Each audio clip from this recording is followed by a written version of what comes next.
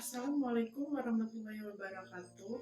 Hai, perkenalkan saya Rizka Maulina, peserta Latsar CPNS golongan 3, angkatan 2, Kabupaten Hulu Sungai Selatan, tahun 2021. Hari ini saya akan membahas materi tentang mind mapping akuntabilitas dan anti korupsi. Sebelum masuk ke mind mapping yang saya buat, saya akan menjelaskan terlebih dahulu mengenai nilai-nilai dasar yang terangkum dalam Aneka. Aneka adalah akuntabilitas, nasionalisme, etika publik, komitmen mutu, dan anti korupsi. Berikut adalah mind mapping akuntabilitas yang saya buat.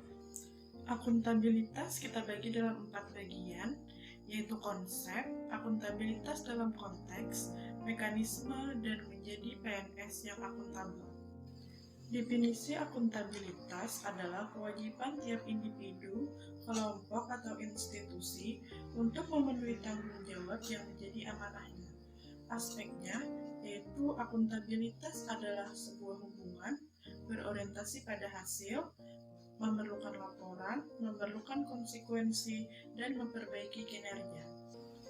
Akuntabilitas publik ada yang secara vertikal dan secara horizontal atau sejajar. Vertikal adalah pertanggungjawaban kepada otoritas yang lebih tinggi, sedangkan horizontal adalah pertanggungjawaban kepada masyarakat luas. Ada 5 tingkatan akuntabilitas. Yang pertama adalah akuntabilitas personal, yang kedua akuntabilitas individu, yang ketiga akuntabilitas kelompok, yang keempat akuntabilitas organisasi, dan yang terakhir adalah akuntabilitas stakeholder. Mekanisme akuntabilitas, di mana dimensinya akuntabilitas kejujuran dan hukum, proses, program, dan kebijakan. Mekanismenya terdiri dari perencanaan strategi, kontrak kinerja, dan laporan kinerja.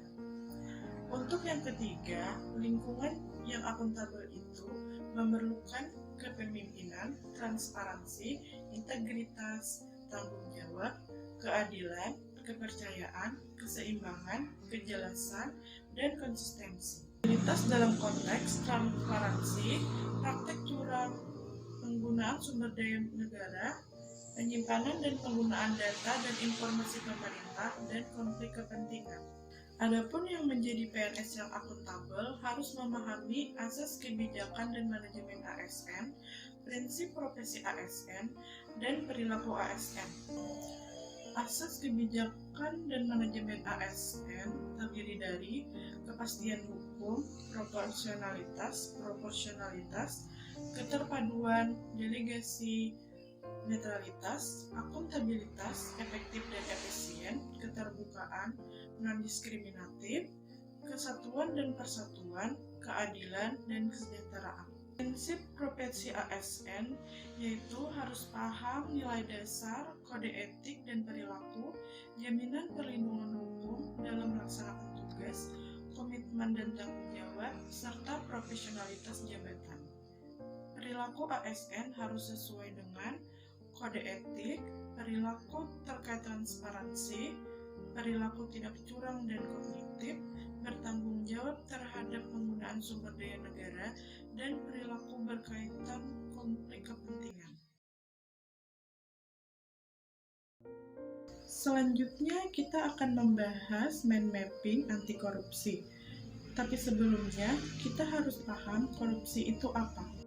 Berdasarkan Undang-Undang Nomor 31 Tahun 1999 tentang Pemberantasan Tindak Pidana Korupsi, bahwa korupsi adalah tindakan melawan hukum dengan melakukan perbuatan memperkaya diri sendiri atau orang lain atau suatu korporasi yang dapat merugikan keuangan negara atau perekonomian negara. Mari kita lihat mind mapping anti korupsi. Anti korupsi ada beberapa bagian yang akan kita bahas. Yang pertama, jenis korupsi, selanjutnya nilai-nilai dasar anti korupsi, selanjutnya penyebab korupsi, dan yang terakhir ciri-ciri korupsi. Jenis korupsi ada beberapa. Yang pertama, kerugian keuangan negara. Yang kedua, suap menyuap. jawab, gratifikasi, benturan kepentingan dalam pengadaan, perbuatan curang, penggelapan dalam jabatan, dan pemerasan. Itu adalah jenis-jenis yang sering dilakukan tindak pidana korupsi dalam kehidupan kita sehari-hari. Yang kedua, nilai dasar anti korupsi. Nilai dasar anti korupsi yaitu jujur, peduli, mandiri, disiplin, tanggung jawab, kerja keras, sederhana, berani, dan adil. Adapun beberapa hal yang menyebabkan seseorang bisa melakukan tindak pidana korupsi bisa disebabkan karena penegakan hukum tidak konsisten, langkanya lingkungan anti korupsi, rendahnya pendapatan penyelenggara negara, kemiskinan atau keserakahan, penyalahgunaan kekuasaan wewenang, keuntungan korupsi lebih besar dari kerugian yang ditangkap, pemberian imbalan jasa, gagalnya pendidikan agama dan etika. Bagaimana seseorang bisa kita nilai telah melakukan korupsi?